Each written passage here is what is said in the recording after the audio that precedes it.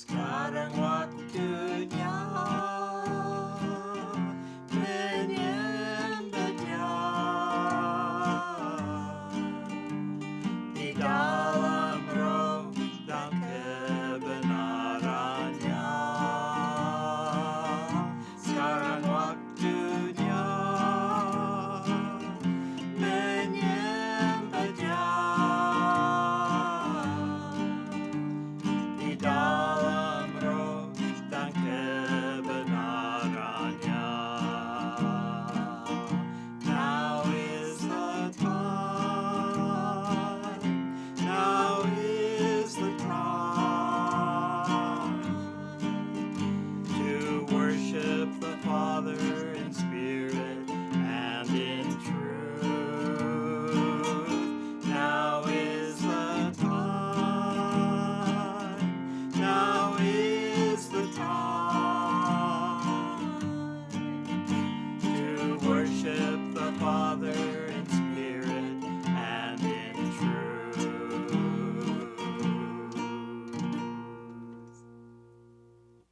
Hello, I'm Pastor Dave, and I've been doing a study on altars.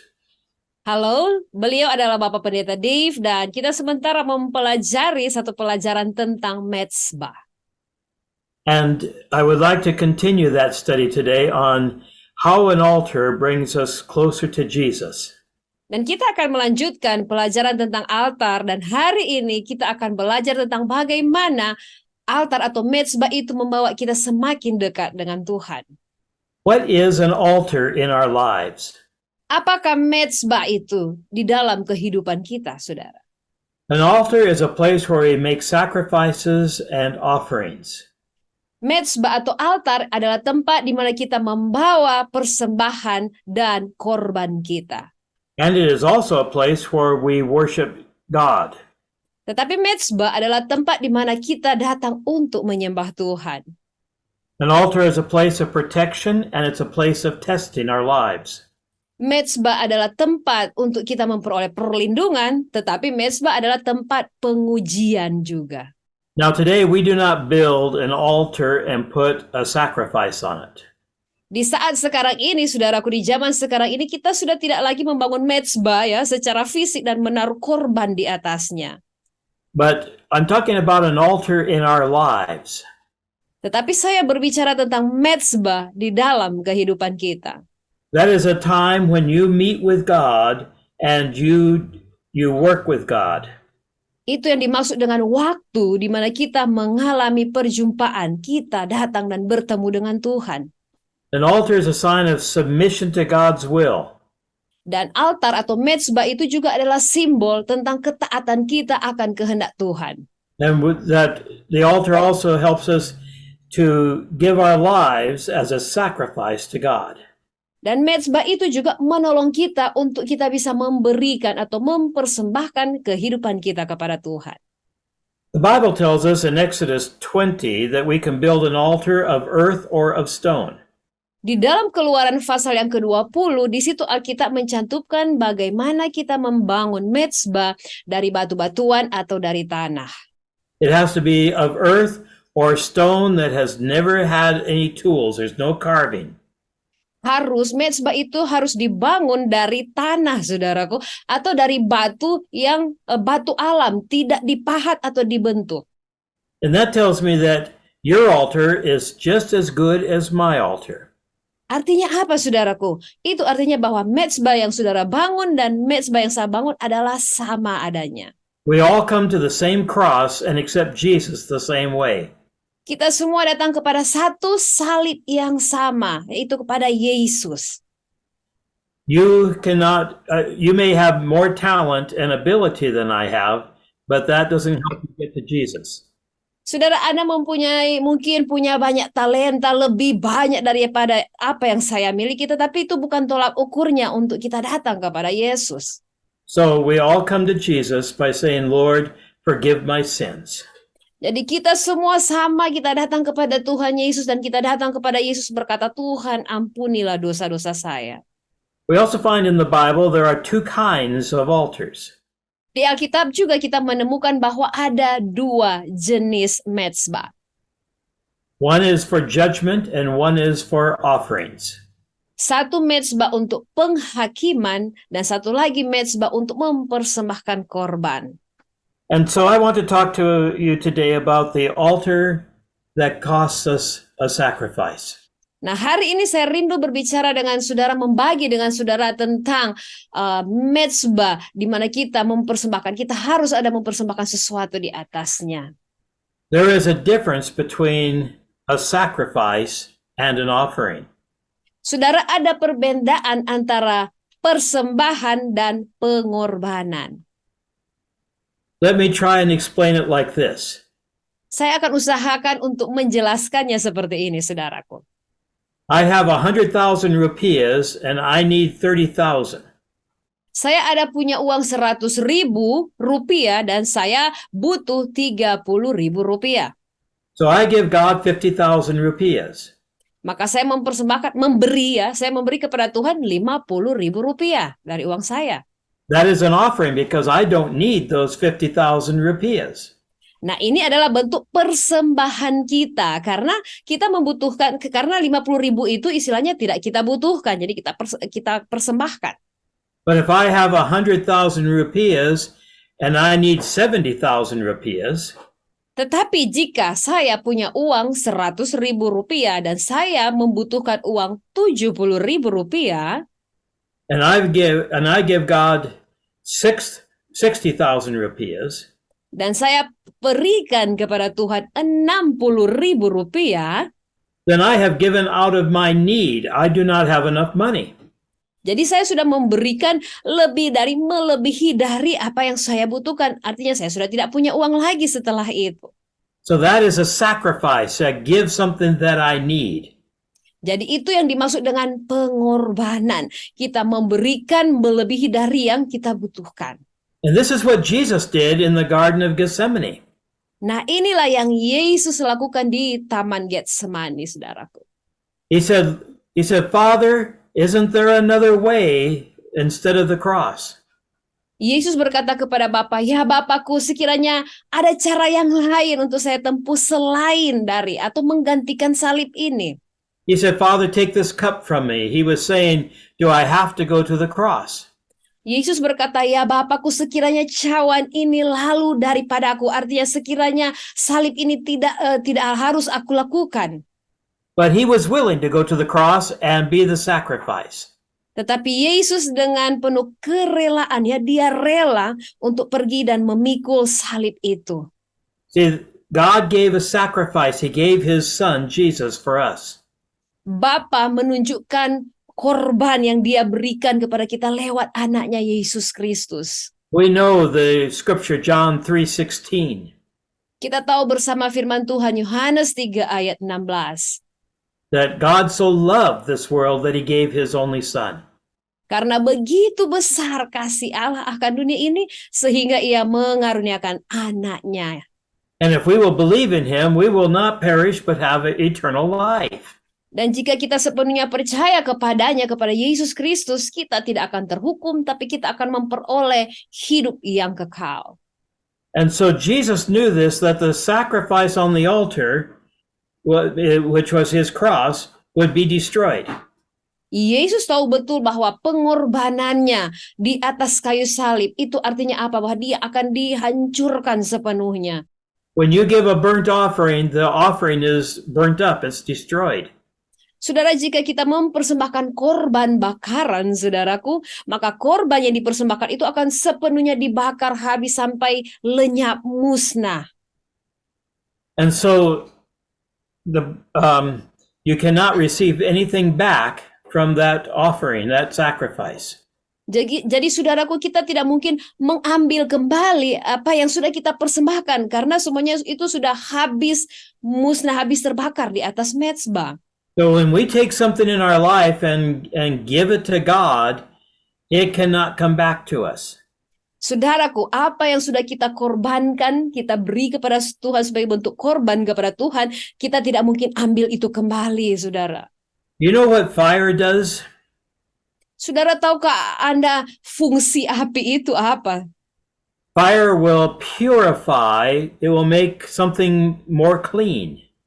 Api itu berfungsi untuk memurnikan ya saudaraku. Jadi dia akan membersihkan sesuatu. So if you put gold in the fire, the gold gets rid of the impurities and is better. Saudaraku, jika kita menaruh emas di atas api, api akan membuat emas itu menjadi murni, membersihkan emas itu dari segala hal-hal yang membuat emas itu tidak murni. And a doctor will sterilize instruments with fire or heat. Dan saudaraku, dokter mereka akan mensterilkan alat-alat yang mereka pergunakan, alat-alat kedokteran disterilkan dengan api atau dengan sesuatu yang panas, saudara. So it makes everything clean. Itu akan membuat alat-alat tersebut menjadi bersih. But fire also destroys. Tetapi api itu juga bersifat memusnahkan, saudara. Paper or wood, anything with carbon in it is going to burn. Seperti kertas atau kayu, kalau dikena api, saudara, itu akan terbakar karena barang-barang tersebut mengandung karbon. So the fire destroys the work of your flesh. Jadi api menghancurkan atau memusnahkan segala pekerjaan atau perbuatan kedagingan kita, saudara. But the fire of God will purify our hearts and our spirit. Api Tuhan akan memurnikan hati kita dan roh kita. If you read 1 Corinthians 3:12, you find there's 6 things put into the fire. Kalau kita baca di dalam 1 Korintus 3 ayat 12, di situ ada 6 hal yang ditaruh di atas api, saudara. Wood, hay, and stubble are burned up and destroyed. Kayu, rumput kering, dan jerami mereka akan terbakar dan habis musnah oleh api. But gold and silver and precious stones are only made more clean. Tetapi emas, perak, dan batu permata dibakar di atas api akan justru memurnikan, membuat mereka semakin murni. You see, God wants to destroy things that you do in your flesh. Saudara, Tuhan ingin menghancurkan segala sesuatu yang engkau lakukan berdasarkan kedaginganmu. Many times we do things and it's only us doing it. God never said to do it. Banyak kali kita melakukan segala sesuatu hanya berdasarkan keinginan kita dan bukan kehendak Tuhan, saudara. But our spiritual works are always cleansed by the fire of God. Tetapi segala pekerjaan rohani kita itu akan senantiasa dimurnikan oleh api Tuhan. You see, Jesus, it seemed like Jesus was destroyed on the cross. They put him to death. Saudara, ketika Yesus disalibkan, ketika mereka membunuh Yesus, sepertinya Yesus itu musnah. Yesus sepertinya hancur. But he was purified and cleansed and resurrected from the dead. Tetapi sesungguhnya Yesus dibersihkan atau dimurnikan dan bahkan dibangkitkan dari kematian. So we put the sacrifice on the altar and God will take it. Jadi saudaraku, di saat kita mempersembahkan korban kita di atas mezbah, Tuhan akan mengambilnya dan memurnikannya. And then the fire comes on us and we say, am I destroyed or am I purified?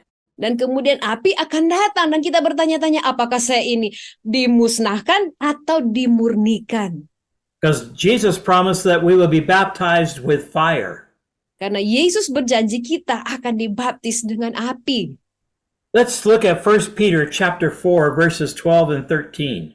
Mari kita lihat 1 Petrus 4 ayat 12 sampai ayat yang ke-13. Saya bacakan bagi Bapak Ibu Saudara sekalian. Saudara-saudara yang kekasih, janganlah kamu heran akan nyala api siksaan yang datang kepadamu sebagai ujian, seolah-olah ada sesuatu yang luar biasa terjadi atas kamu. Sebaliknya, bersukacitalah sesuai dengan bagian yang kamu dapat dalam penderitaan Kristus, supaya kamu juga boleh bergembira dan bersukacita pada waktu Ia menyatakan kemuliaannya. Sometimes things happen to us and we say, oh, the devil is doing it. Terkadang sesuatu terjadi dalam kehidupan kita dan kita berkata, wah, ini pekerjaan si jahat. But it's actually Jesus giving us a test. Tetapi sesungguhnya Yesus yang sementara menguji kita. He brings a trial upon us and it seems like fire. Everything is going wrong. Yesus mendatangkan pengujian dalam kehidupan kita. Ada api di mana-mana dan sepertinya kita merasa, wah, ada sesuatu yang salah. And so what are we supposed to do? Jadi kalau begitu apa yang harus kita lakukan? We're supposed to do like Jesus did. Kita harus melakukan seperti yang Yesus telah lakukan. Hebrews tells us that Jesus endured the cross and looked beyond to the joy. Dan kita melihat di dalam kitab Ibrani bagaimana Yesus dia bertekun memikul salibnya dan melihat ke depan dengan sukacita. He did not focus on the trouble he was in. Yesus tidak berfokus kepada masalah yang sementara terjadi dalam kehidupannya. He looked at the purpose and what would be the end result. Yesus melihat kepada tujuan dari segala permasalahan pergumulan itu dan hasil akhirnya. Let's look at Romans chapter 8 and verse 17. Kita lihat di dalam Roma 8 ayat 17. Firman Tuhan berkata demikian. Dan jika kita adalah anak, maka kita juga adalah ahli waris. Maksudnya orang-orang yang berhak menerima janji-janji Allah, yang akan menerimanya bersama-sama dengan Kristus. Yaitu, jika kita menderita bersama-sama dengan Dia, supaya kita juga dipermuliakan bersama-sama dengan Dia. Sometimes we say, oh God, give us the glory, give us the joy of the Lord. Terkadang kita berdoa, Tuhan berikanlah kemuliaan itu, berikanlah sukacita yang dari Engkau Tuhan. He says, okay, I will bring suffering into your life. Yesus berkata, oke, baiklah saya akan berikan penderitaan dalam hidup. And then we complain and we say, God, don't do that. Kemudian kita mengeluh, kita komplain, waduh Tuhan, jangan bikin begitu, jangan buat begitu. But if we are going to inherit with Jesus, we can only do it if we have also suffered like he did. Tetapi saudaraku, kalau kita mau menjadi ahli waris bersama-sama dengan Tuhan Yesus, kita harus melalui semuanya itu. Penderitaan seperti yang Yesus alami. So if we are willing to look beyond the suffering to the joy, we will go through it like Jesus did. Jadi saudaraku, di saat penderitaan itu terjadi dalam kehidupan kita, tetapi kita mengarahkan pandangan kita melebihi dari pencobaan yang akan kita alami, yang kita sementara alami, maka kita akan menang atas semuanya itu. Look at 1 Corinthians chapter 3, verses 13, 14, and 15. 1 Korintus 3 ayat 13 sampai 15, firman Tuhan berkata demikian. Sekali kelak pekerjaan masing-masing orang akan nampak, karena hari Tuhan akan menyatakannya. Sebab ia akan nampak dengan api, dan bagaimana pekerjaan masing-masing orang akan diuji oleh api itu. Jika pekerjaan yang dibangun seorang tahan uji, ia akan mendapat upah. Jika pekerjaannya terbakar, ia akan menderita kerugian, tetapi ia sendiri akan diselamatkan, tetapi seperti dari dalam api. What we do for the Lord is going to be tested by God's fire. Apa yang kita lakukan bagi Tuhan, semuanya itu akan diuji oleh api. If you're building with gold or silver, then the work is going to last. Saudaraku, jika engkau membangun dengan emas, perak, dan batu permata, maka pekerjaanmu itu akan bersifat kekal. Gold, the works of gold are the worship and the praise, the things we do unto God. Pekerjaan dalam bentuk emas, seperti yang disampaikan dalam Alkitab tadi, itu adalah bentuk penyembahan kita kepada Tuhan.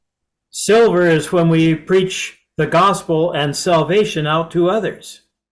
Perak itu berbicara bagaimana kita memberitakan keselamatan, kita mengkhotbahkan, memberikan keselamatan kepada orang lain. And precious stones are when we do something to help others in the body of Christ. Dan batu permata itu berbicara tentang segala perbuatan-perbuatan baik kita yang kita lakukan bagi sesama orang percaya, bahkan bagi orang lain. But sometimes we work with wood. That talks about man's flesh, man's works. Tetapi terkadang pekerjaan kita itu dalam bentuk kayu. Berbicara tentang apa, saudara? Berbicara tentang segala upaya kita sebagai manusia. We do things that we think are good, but did God say to do it? Kita melakukan suatu pekerjaan yang menurut kita baik, tetapi tidak seperti itu menurut pandangan Tuhan. Everything will be tested by fire. Segala sesuatunya akan diuji oleh api.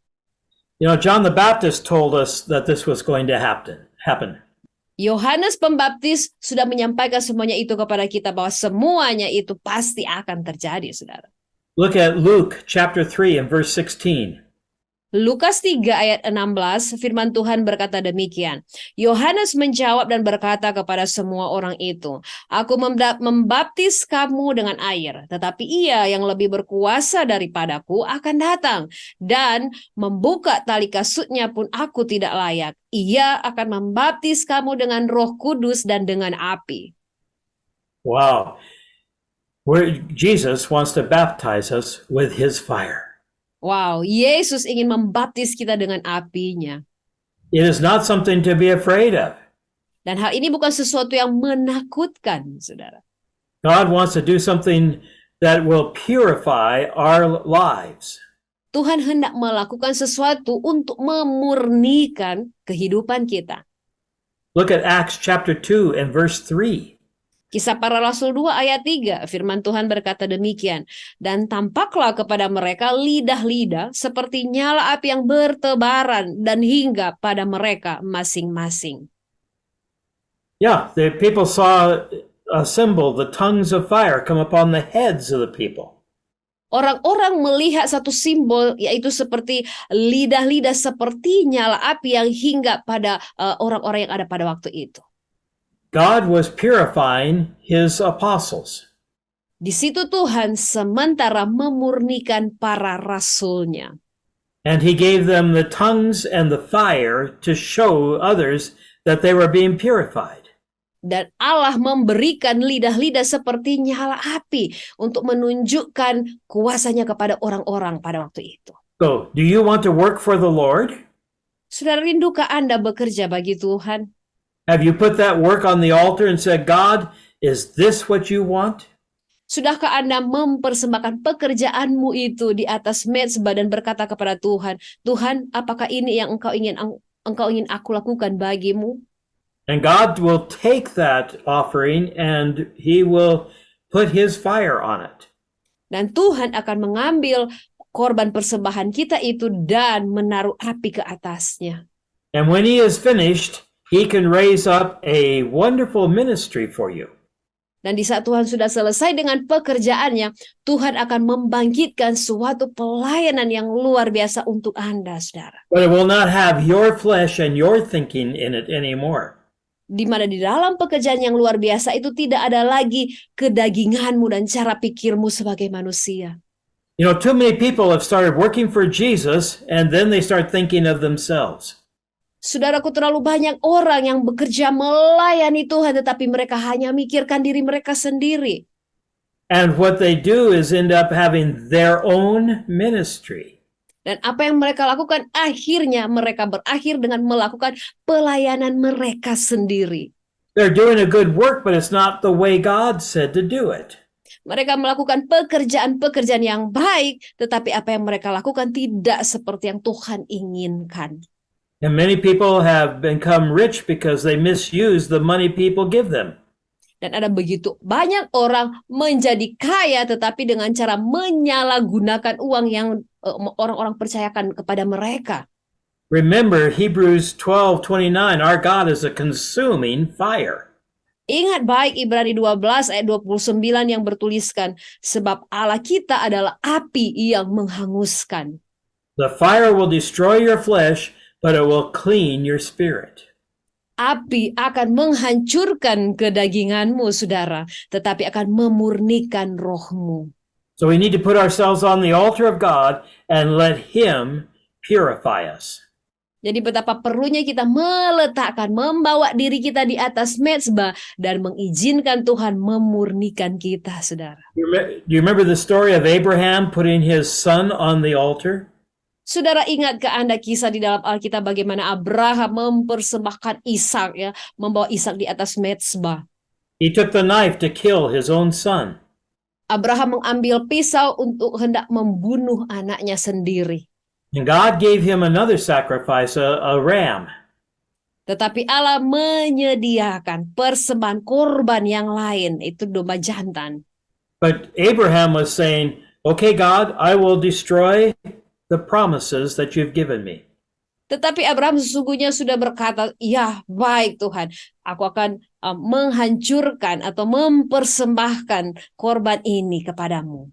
But God gave him back all the promises, but purified, clean.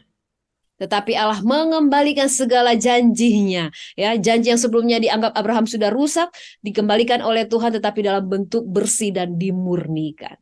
Let's read 1 John chapter 3, verses 2 and 3. Mari kita baca 1 Yohanes 3 ayat 2 dan 3. Saudara-saudaraku yang kekasih, sekarang kita adalah anak-anak Allah, tetapi belum nyata apa keadaan kita kelak. Akan tetapi kita tahu bahwa apabila Kristus menyatakan dirinya, kita akan menjadi sama seperti Dia, sebab kita akan melihat Dia dalam keadaannya yang sebenarnya. Setiap orang yang menaruh pengharapan itu kepadanya menyucikan diri sama seperti Dia yang adalah suci. Did you hear the end of that verse?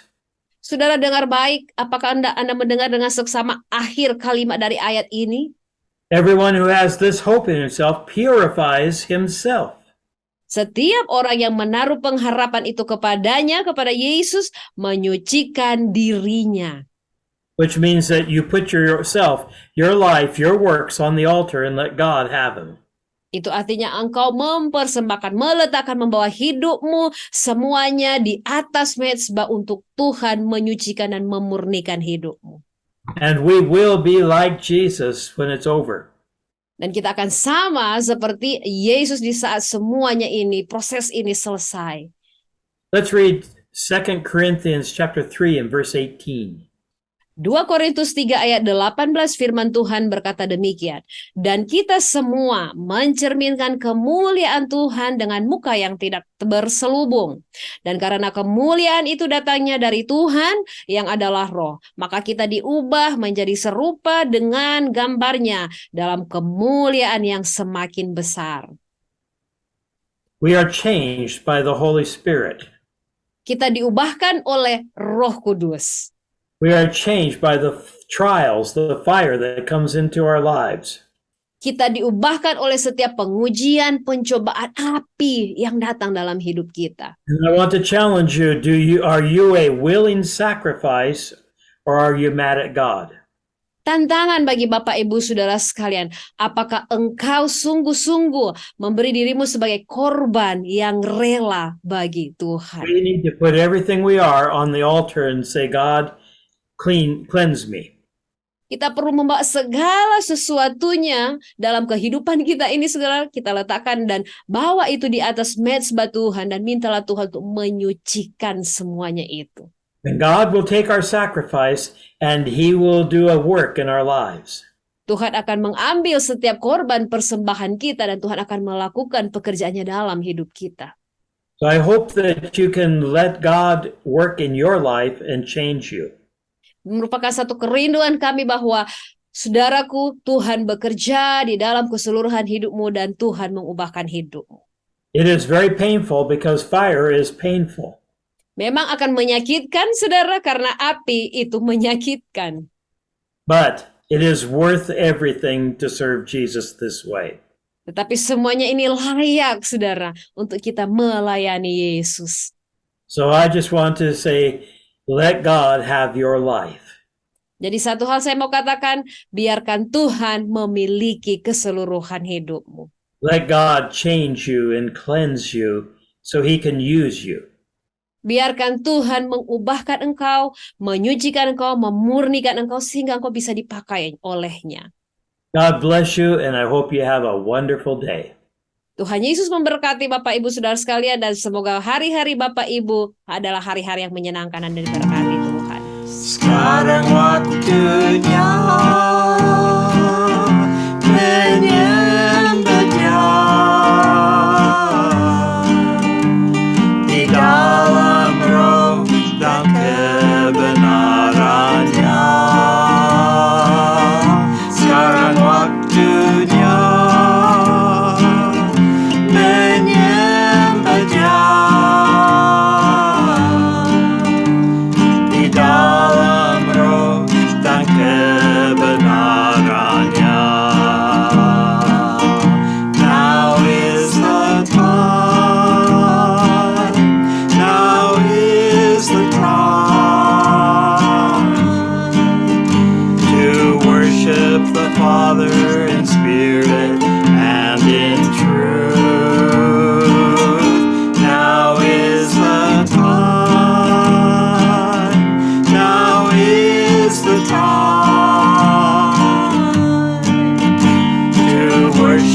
the Father